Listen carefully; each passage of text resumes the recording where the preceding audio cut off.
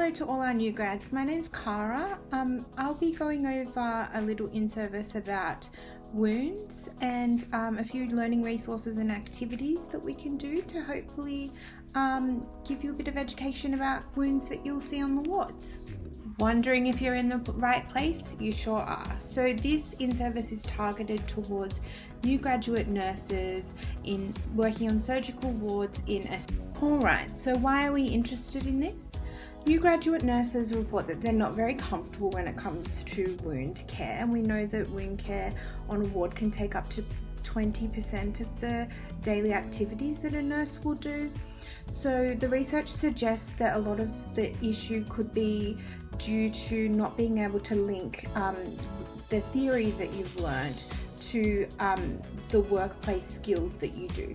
Alright, so I won't go into too much detail, but Malcolm Knowles has a theory of andragogy for learning, and it's for adults, and it talks about the need to know about what you're learning, the responsibility of understanding and learning something, using your past experiences when learning, having a motivation to learn, and having faith in the fact that learning will be beneficial, and using those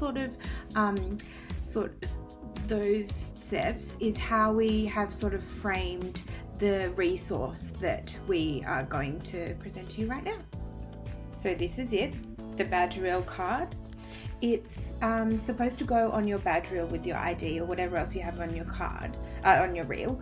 And it on one side it's got pictures of the different types of wounds that you will see, and then and the labels for them. And on the other side it's got the different types of wounds, and then the dressings that you would apply on those types of wounds, and then how long the dressings will be applied for.